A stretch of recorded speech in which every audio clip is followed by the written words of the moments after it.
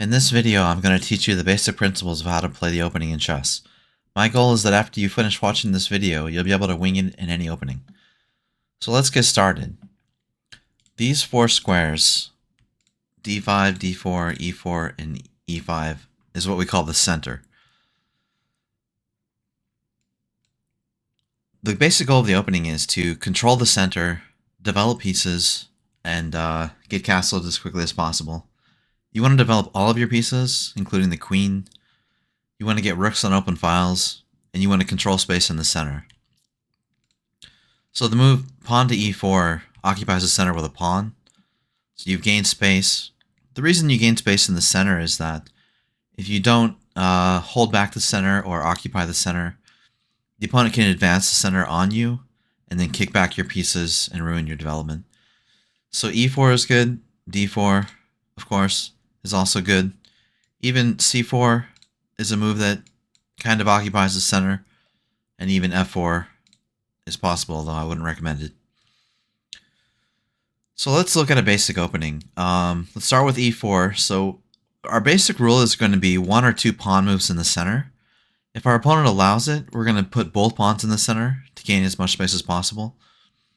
But other than that, we're going to develop our pieces as fast as possible. So let's say he plays e5. We'll play knight f3, attacking his e5 pawn, and we've developed a knight. Now what you don't want to do here is make silly attacks. Like for instance, let's just say I played d3 here. I wouldn't recommend it. And they play knight f6. What a lot of beginners will do is they'll do something like knight g5 here. Just a pointless attack, and they can just play h6 and kick you back, but you've lost time. You've lost your move, and they've improved their position with h6. So what you want to do is you want to keep developing new pieces. So since we've already developed this knight, we don't want to move the knight again. So we want to develop a new piece, and we have new threats on f7.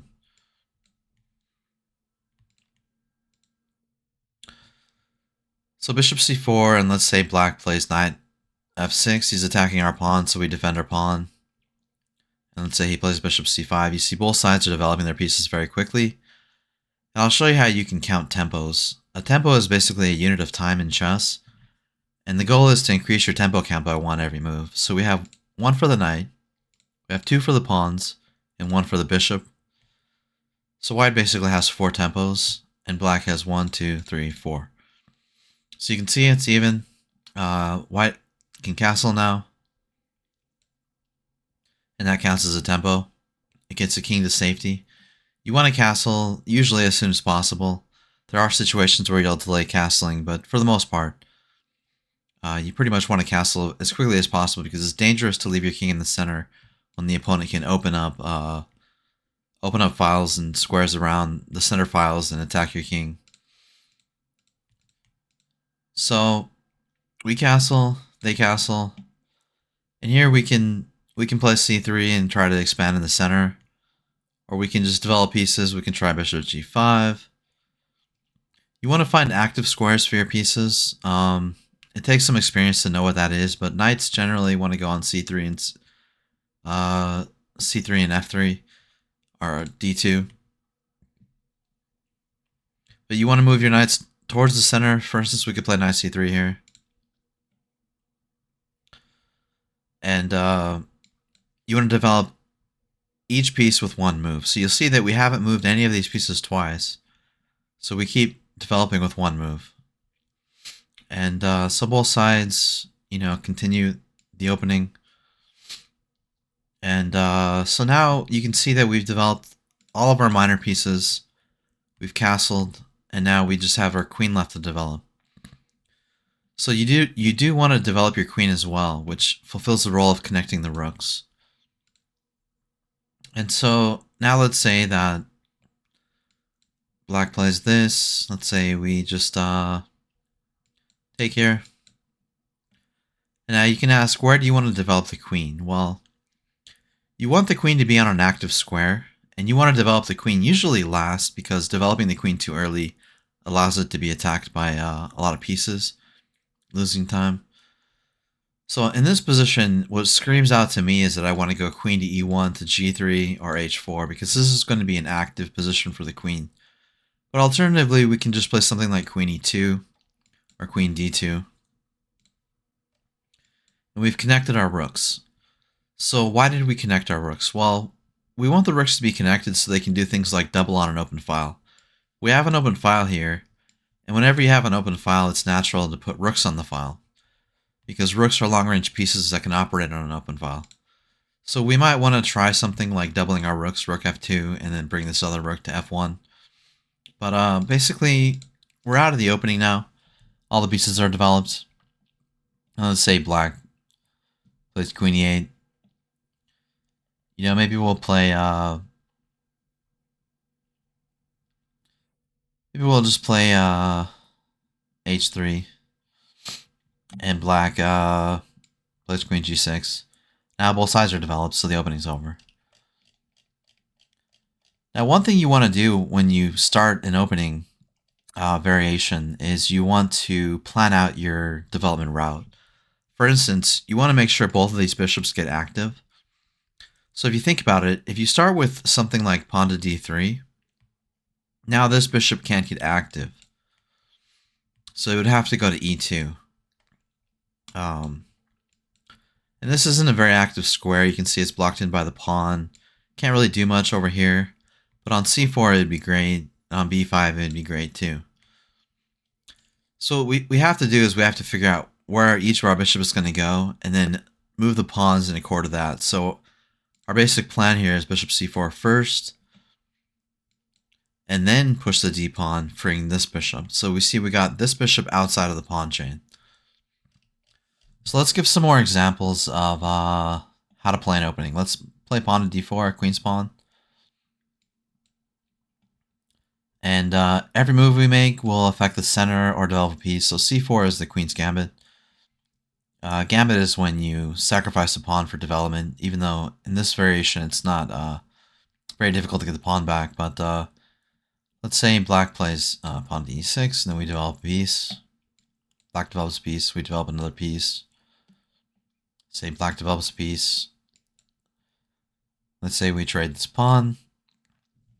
Now again, we have our dilemma. How are we going to develop both of these bishops to active squares and not lock one of them in? So what you see here is that if we play e3, this bishop gets locked in. So we'll play either bishop g5, or another good move, bishop f4, attacking c7 and getting on this good diagonal. And then after we've done that, we'll play e3 and get this bishop out. We can go to d3, which is a very active square. So this is more of a queen's gambit type position. And you can see with each move we want to keep developing. Castle, bishop d3. Let's say he plays c6. Castle. Let's say he plays knight to b6. And we can play queen c2, developing our queen with a potential threat on h7. And let's say he plays bishop g4. So normally I would say don't move this a piece twice, but if you can move it with a threat, it's good. So like 95 would be good here, attacking the bishop. And generally speaking, you want to preserve bishops over knights, because bishops are slightly stronger in most positions, especially open positions. But we finished development anyway, so it's not really that bad to move the knight, and we might get bishop h5. And, you know, development's complete, so you can see there's an open file here. The c pawn has been exchanged. So rook c1 is a logical move, getting on the open file. And we're pretty much out of the opening. So let's try to wing it in a different variation. I'll let you think about this. So white plays e4, and we're just going to start with c6. This move affects the center because it supports a d5 pawn push. White occupies the center completely, and we play d5. And now let's say white plays the exchange variation. He captures, we capture back. Note that it would be bad to capture the queen here. It develops the queen, but we're going to get attacked. And we're going to have to ask ourselves why we did this, because White's going to develop his knight for free, but our queen's under attack. So we take back with a pawn here, and then White develops, and we can attack this pawn. We can develop under the knight. And now again, you have to think, how are we going to develop these bishops? You can see that this pawn is blocking this bishop. If we push the pawn to e6,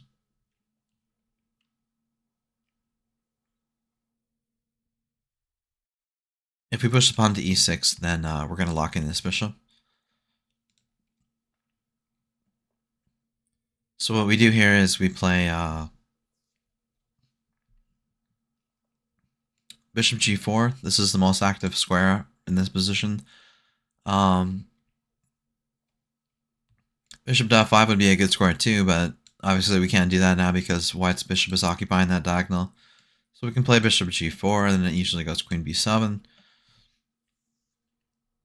Sorry, queen b3, and then we can play something like queen c8, defending the pawn. And then White plays knight f3, we play pawn to e6, getting this bishop out. And White, say, castles, and we play bishop d6. And you see, all we need to do now is castle, and development will be complete. So, yeah, that's basically how you play the opening in chess. You develop your pieces quickly. You don't move pieces twice until the rest of them are developed. You control the center. Try to gain space in the center.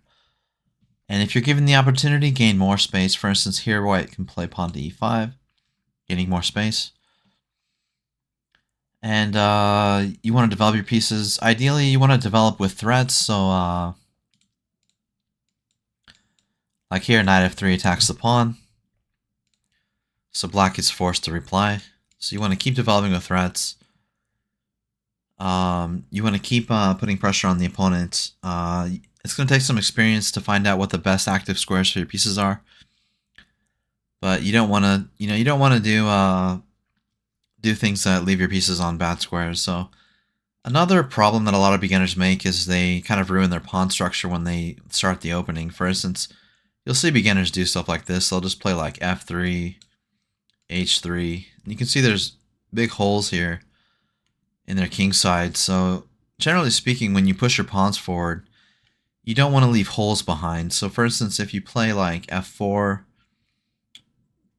and g3, sorry, f4, g3, there's kind of a hole here and potential hole here, but because White can play h3 later, you've pretty much covered everything. But you don't want to be doing stuff like f4 and then h4. And now you've got a tremendous hole on g3 that the opponent can slide into. So be wary of that. And I think I've given you enough principles that you could probably wing it in any opening. Just keep making pawn moves that control the center, develop pieces, develop knights, generally to f3 and c3. Only one or two pawn moves until you finish everything developed. Develop your queen off the back row. Try to get your queen to an active position.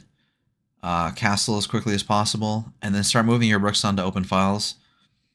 And from that point on, it's going to depend on the position, what you should do.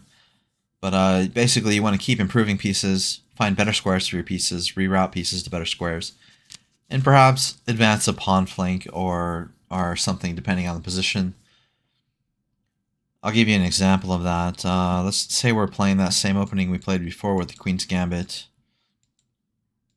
Let's say we exchange pawns here.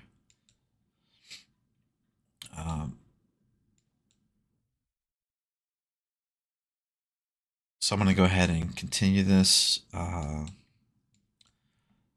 Castle. Okay, so let's say black plays a little differently this time. And so the first thing we can do is get in on an open file, the C file. But another thing we can do is we can do a minority attack in this position. So So we can play rook b1 here. And the idea is to play b4 and b5, a4 and, b4, a4, etc. So let's say we play b4. I'm just going to make little moves. Let's say we play a4.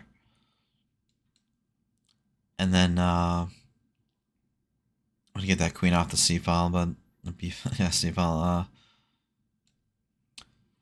So let's just say we play b5 here. So this is just an idea of a plan where we advance the queenside flank to kind of attack this pawn. This is called a minority attack, but this is an example of a plan you could follow after the opening's over. Sometimes, if you have a kingside majority, you might want to expand on the king side and kind of smother your opponent with pawns, but that's beyond the scope of this video. But anyways, I hope this helped. And if you liked the video, leave a like, please subscribe, and have a good one.